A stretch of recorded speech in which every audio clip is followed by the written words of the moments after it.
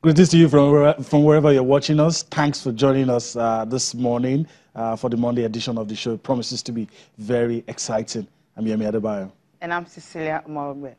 All right, let's start you off with the biggest piece of news coming from this part of the world. And of course, it's about the Channels International Kiss Cup. The Lagos preliminary starts today. 32 schools grouped into 4 groups of 8 will be in action. And of course, the football feast begins in Lagos. Yeah, it begins in Lagos. And still staying with football, it's all about Arsene Wenger, and it was a sweet farewell for him at the Emirates on Sunday with all the fans who wanted him out actually standing behind him now. But he has one message for all the fans who wanted him to leave, to actually support the staff he's leaving behind and also the players.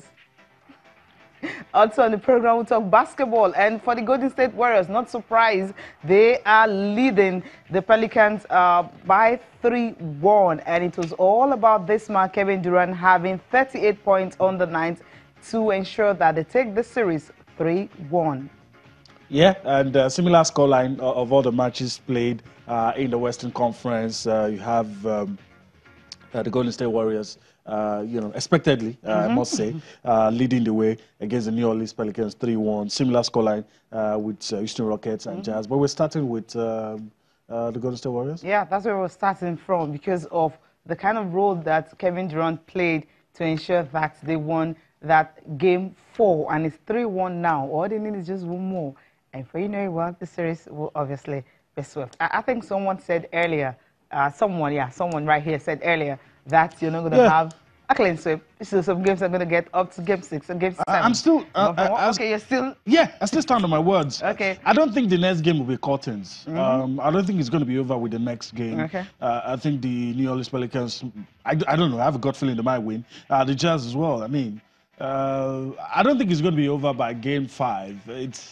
I'm putting a bold face to it. I don't think it'll be over by game 5. Okay. Yeah, because the Warriors lost by 19 points in game 3 on Friday, and the Pelicans were actually looking to even the series. But somehow, the Warriors just responded with some resounding performance, and that's how they just produced this kind of victory. You have Steph Curry having 23 points, and you have Klay Thompson added 13 points, and Quinn Cook also for the Pelicans.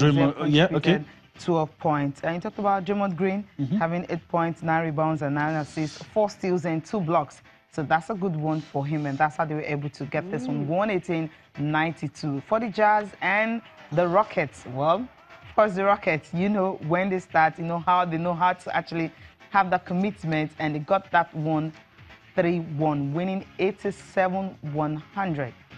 Well, the Houston Rockets did the job. Chris Paul, big man on the night, 27 points, 12 rebounds, and 6 assists. Two of star performers. You have Kevin Durant for Golden State Warriors, Chris Paul for his team, the Houston Rockets. Well, usually when you're talking about Houston Rockets, you're talking about James Harden. He was on the court. But he wasn't our star man for today. But he did well, 24 points, 4 rebounds, 3 assists. Yeah. He did well.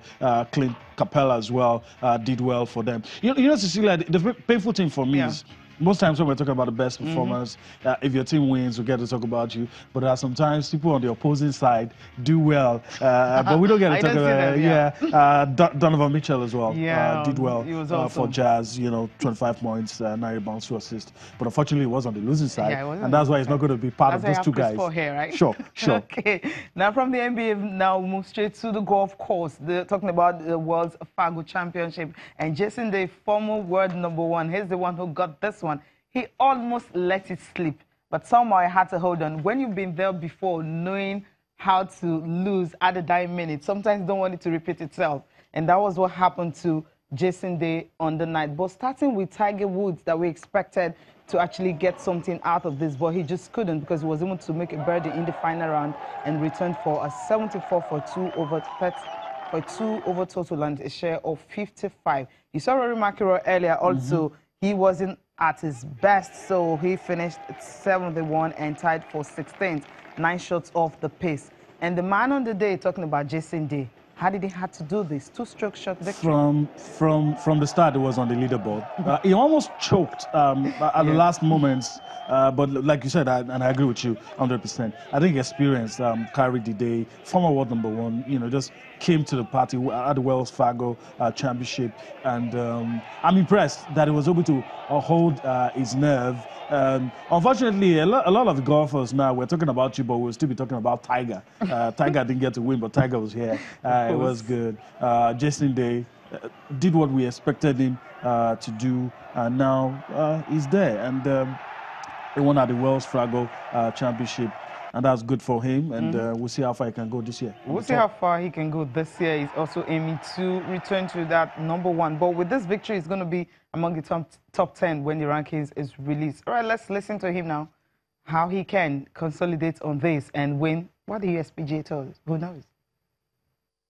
This was probably the toughest with how I was driving it out there, you know, hooking the ball in the water on 14 and not knowing what was going on, how Aaron was playing, if he was going to he birdied 14, but if he was going to birdie 15, trying to, you know, I hit a lot of great solid putts coming home, but being able to birdie 16 and 17 and just really giving myself that 2-shot buffer going down the last hole was huge. And when I hit it, it was on a cracking line. It was beautiful. And then it just had this massive bounce, hit on the downslope, and fortunately hit the pin, which was nice, and went to about 2 or 3 feet. So that is, things like that is what you need, you know, to win golf tournaments, along the lines of what happened on the last hole yesterday, staying up and being able to capitalize on that opportunity and hitting it on the green and making par. So there's so many golfers in this world, and you know that there's no one better than you. That's a pretty awesome feeling.